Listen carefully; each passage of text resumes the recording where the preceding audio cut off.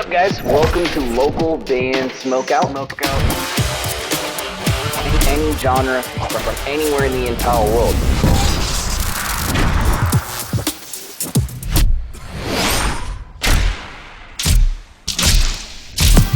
I want to hear your music. Ladies and gentlemen, Verkari in the building! Give me a hell yeah! Let's go! Boys, thank you so much for joining today. I appreciate it. This is my co-host, JB Music, right there. JB Music 661 on everything. The Quil, Ryan, do me a favor, guys. Properly introduce yourselves. Tell us whereabouts in the world you are. Plug and promote anything and everything. Well, I'm Quil. I'm the vocalist of Verkari, and Ryan is our amazing, tall, beautiful bassist. We are from Columbus, Ohio, and we do some metalcore weirdness. You know. I love it. I love it. You want to add anything, Ryan, as far as like maybe social media links or anything like that? Just Verkari on all socials right now, and I feel like the only reason Quil actually keeps me around is because I am tall with the white hair and my bass, but that's not it. Blondies unite, boys. Let's go. Blondies unite. How did you guys meet? How did you guys meet and decide like this is the route we're gonna go? We're gonna make some badass fucking metal. Like, how did this all start? So, I used to be in another band here around town, and I've known Ryan actually through his wife. I met her in college, and I met him through her. And this other band that I was a part of ended up, things didn't work out. We split up, whatever. And when it was going down, I wanted to make my own music. I was like, screw this, I'm still going to do music, even if the ship sinks.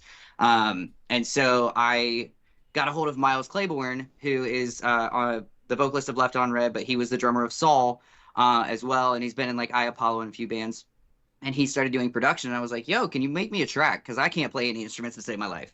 I was like, can you make me a track? I want it to be like Wage War, North Lane, give me some weirdness, just drop G sharp, let's fucking go.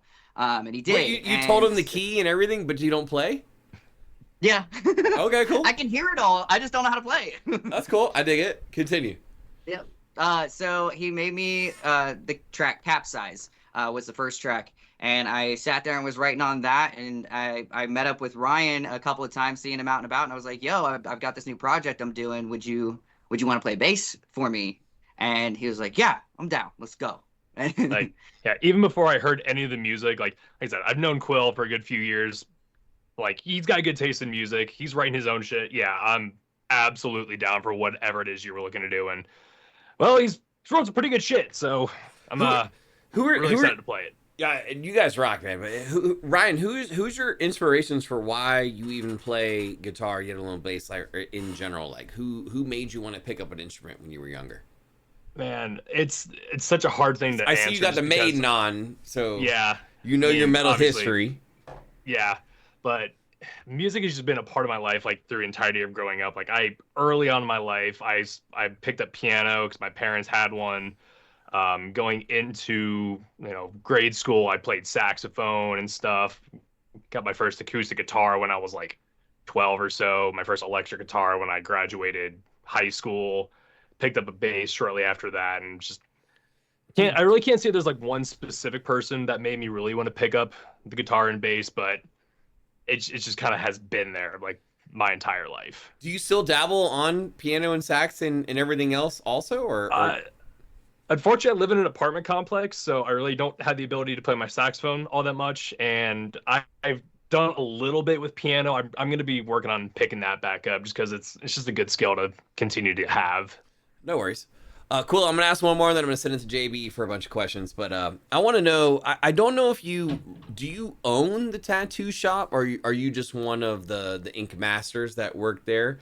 And then second part of the question, we were jamming. We've jammed the lake a bunch of times, and I personally have noticed that on your upper left arm, or someone that's heavily tatted, your upper left arm has no ink, but you're inked up everywhere else. Are you saving this for something special? So I'm not the owner of the tattoo shop, but I've been a tattoo artist for 14 years now. Yeah, just slinging some ink, doing whatever. And I haven't tattooed that arm because I just have no fucking clue what I want to do on it, to be honest. I have no idea what I want to do on it. And I found somebody that was he posted a design that was really cool, kind of inspired by the vocalist of Hai Lung, if you know who they are. And it was like very shamanistic and like realism meets dark art, and had like antlers, and like it was really cool. And I hit him up like 2 hours after he posted it. I was like, yo, I want this. What's up? Like, I'll pay a deposit right now. He was like, somebody already got it. And I was like, shit.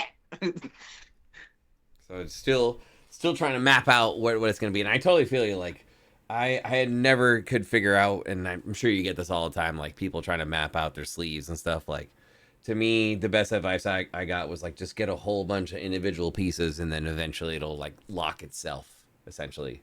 Is the kind of the route I went. But I mean, that's a good route to go. But also sometimes people come to me, like today I finished up a whole sleeve that went from shoulder all the way onto the hand, of a RuneScape sleeve, literally RuneScape inspired. Hell yeah. He was like, I want RuneScape. It's a game I've been playing forever since I was younger, and I like a lot of the stuff in it, but I don't want it to look like the art in RuneScape, because we all know notoriously it is terrible. And I was like, all right, sick. Yeah, I used to play that when I was young. Like, what elements do you want from it? Just tell me a couple of things, and I'll just do it. And so he did, and we did it in black and gray realism. And there's like a knight with a specific cape that's, or an archer, sorry, that's fighting a dragon. And then on the inside, there's a knight with a specific like armor and shield. And then there's a necromancer and like all this crazy shit. And then I just finished it off today with sorceress on the hand. Yeah, so it can be weirdness where you're just like, I want these things, go. I love it. JB, what you got? Ryan, I fucking love your hair. How long has it been to grow that out? Took a good couple years to grow it out to this length. And for a while I kept it like my natural brown color, but well, huge Witcher guy. Tattoos done by Quil. Fun fact. Right on. So really into that game. I'm like, I love the hair. And so I was like, my wife does hair occasionally as well, mostly just for me and her and a couple friends. But I was like, let's try this, see how it looks. Like after a couple months, it did manage to get to this color. I'm like, it looks so good, it works so well. So I've had this hair for 7-8 years, like this, like the whitish blonde and this length, and it's still all on my head somehow. So that's badass. Yeah. Go ahead. I was gonna say really quick. You're up for a couple questions, but I know you guys are ready for the hot sauce trivia portion of the show, and it takes me a minute or two to look up the question. But I'm hoping Quil, Ryan, you guys brought some hot sauce. But to do the trivia portion, you get to pick a movie or TV show you've seen the most. If you guys can agree on either a movie or a TV show, or if I look up trivia on this one or the other. It's going to take me a couple minutes. How can I stump you? Okay. I'm going to have Quil do all my hot sauce stuff for me. Okay. I got this. I love hot shit. I think me and Ryan have very different tastes in what we watch, so this will be hard. Yeah, it's going to be a tough one. Shoot. But that's what makes it more fun, I assume. Yeah. Yeah.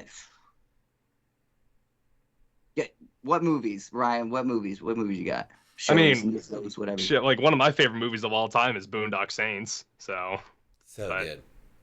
I haven't watched that in forever. Oh shit. You pick a movie real quick then. One of my favorite movies of all time is Queen of the Damned. We're in. Let's go. Yeah, okay. Queen of the Damned. Okay, JV, jump back in. Give me some time on some Queen of the Damned trivia. Right on. So, you guys have been formed from 2020 that I read. If I'm wrong, please correct me. What was kind of your favorite venue or your favorite performances that you've been able to experience with each other? So, I mean, 2020 is when I kind of like started with Capsize and stuff like that, but we didn't actually play our first show until last year. Mm-hmm. Ooh. Yeah. So, I mean, we've had some really cool shows though, like a couple of festivals and stuff. What's your favorite one, Ryan? Honestly, the backyard show we played, like our first show together, that was a lot of fun. Super casual, super low key, but it was literally out back of some dude's house, and there was a pool like 10 feet from the stage. So being able to like shout or like jump in the pool when it was like freaking 95 degrees outside playing this set, it was awesome. And even one of the bands that came through on the and was on tour with it, literally the soon as they like were done with their song, like he was standing by the pool, mic in hand, handed it off to someone and just back swapped right into the pool. It was so clutch. Yeah. Chat wants to know how was the show last weekend? Oh, 10 Below Fest. That one was super fun. It was at a new venue for, I think, me and Ryan. I'm pretty sure it was a new venue for both of us. Out in Cambridge, Ohio, which is a smaller town. They love metal and alt stuff, but no one really goes out there. And Rosie, who is our guitarist Mark's fiance, we had this issue where a show had been booked, and then the promoter is trash, and he like canceled the show out of nowhere, didn't tell any of the bands or anything. And the venue still had it open. And Rosie was like, yo, why don't we just take the fucking date? Why don't we just still do it? Right. And I was like, yeah, let's do it, dude. Like, she's always wanted to throw shows. And I've done shows for years. And I was like, let's fucking go, dude. And it went really well. It went super, super well. Way to take over, boys. I like that. Hell Amazing. Yeah. yeah. We did have a couple of... I think it's one of those for just owning the moment right there. Because a lot of we know a lot of local bands that would have been like, you know, they don't know what to do when the promoter backs out. So kudos to you guys. Yeah. We unfortunately had to have a couple bands back out at the last minute. My other band was actually going to be playing the show. Something came up where our unfortunately, not to get into too much detail, but our guitarist had to go into the hospital for pneumonia. So we had to back out like the day before. And then we had another band that had to back out because we had some pretty bad weather leading up to it. But, you know, for 4 bands, we still made it a pretty darn good show, brought a lot of people from out of town out there. So I thought it was pretty successful. Yeah, for sure. Well, Quil, get that hot sauce ready because it's time. Yeah, all right. In Queen of the Damned, they're playing an opening song at the concert in Death Valley. How many of the elder vampires are in the crowd?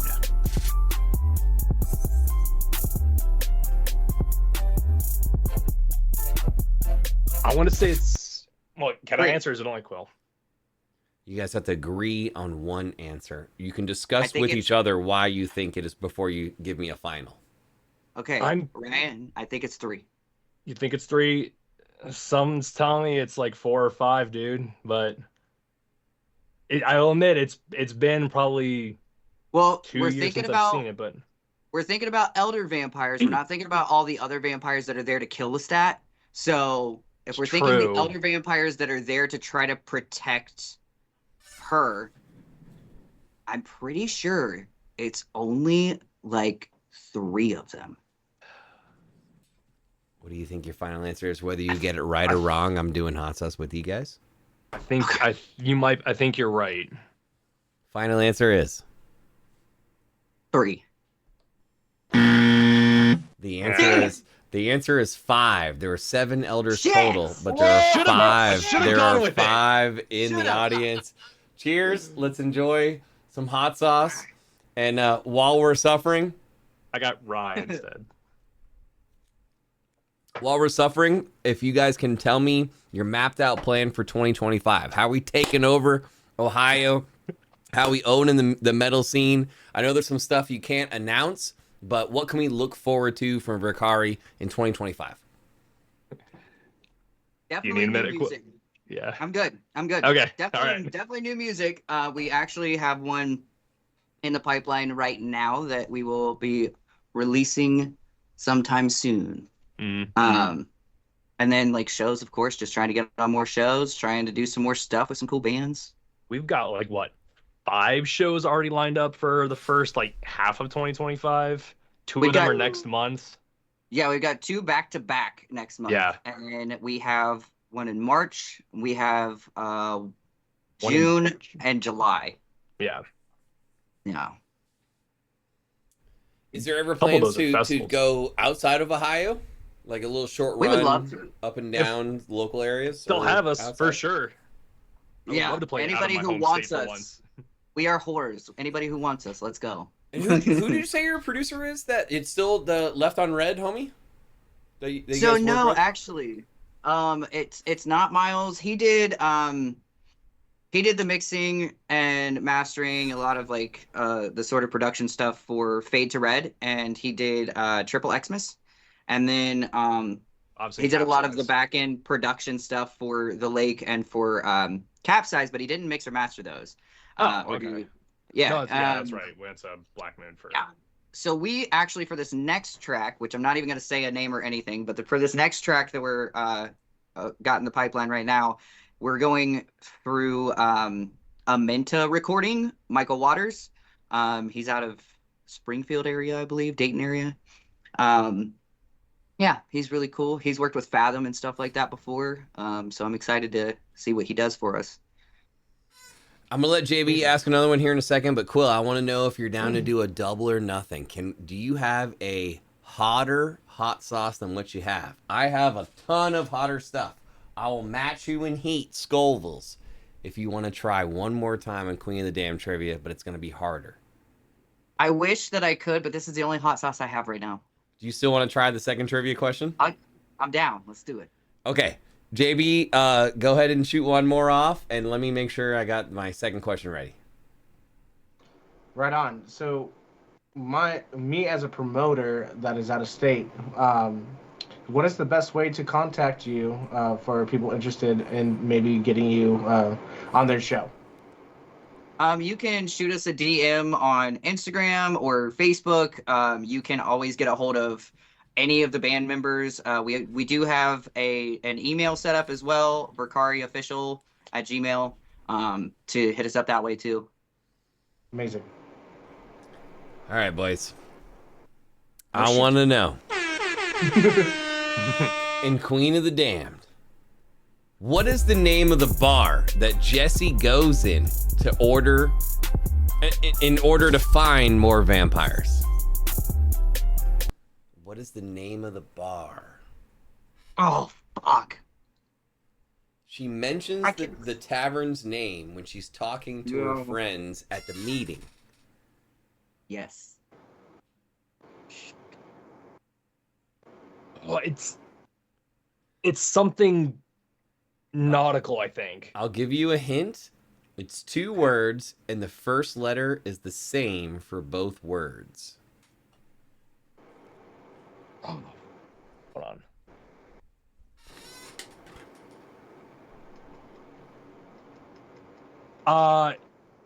It's the Admiral's Arms. Yes, Admiral's Arms. That's it. Yeah. Yes. Wow. That is correct! Okay. Well done.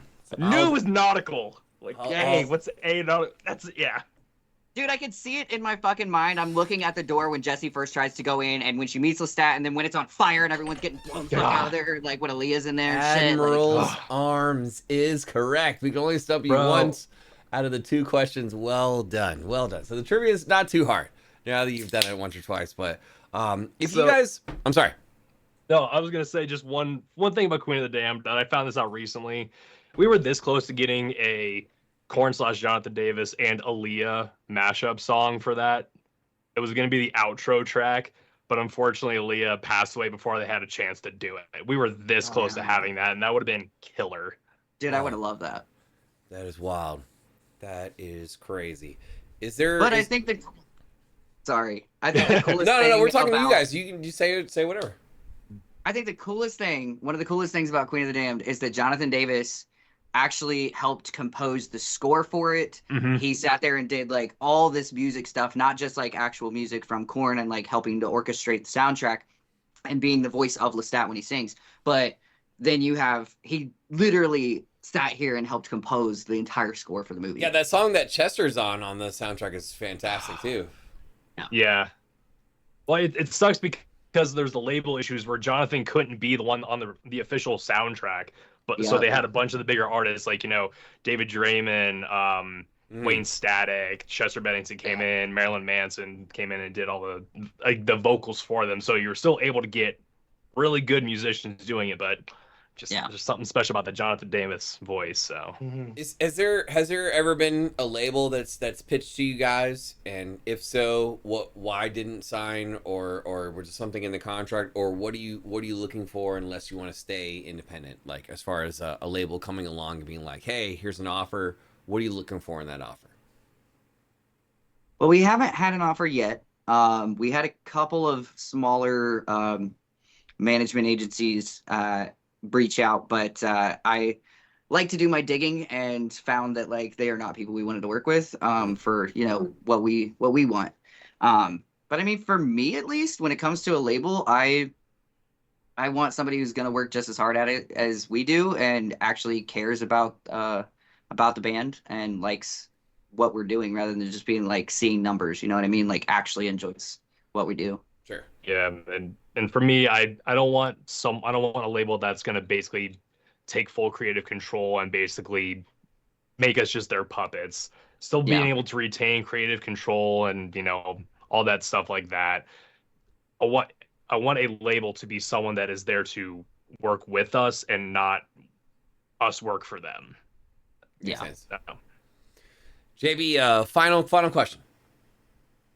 I asked this to a lot of bands that we interview. What is a dream venue? And this is a question for both of you. You guys can have different answers. What is a dream venue that you guys want to play as a band or even independent? Red Rock. That would be dope. I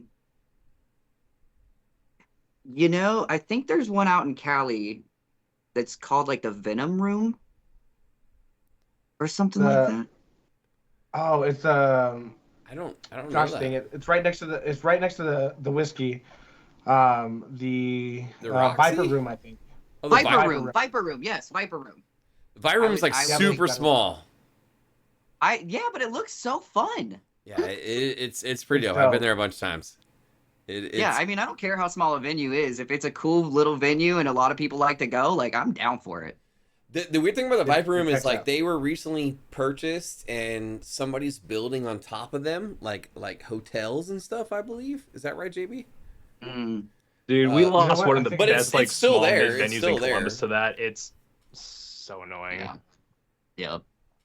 Well, if you do a little short stint in SoCal, I would suggest the whiskey for sure. You got to do the whiskey a go-go. You got to do Chain Reaction in Anaheim. People just go insane there, and it's all ages. So like 2-year-olds can Oh, come yeah. and mosh and stuff.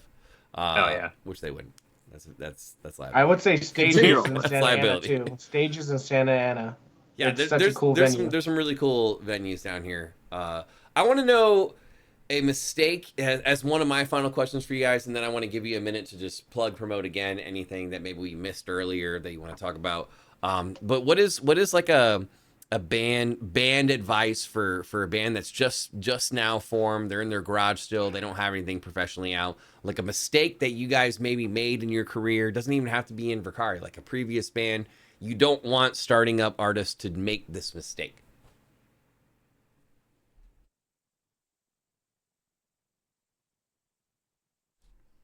I got one.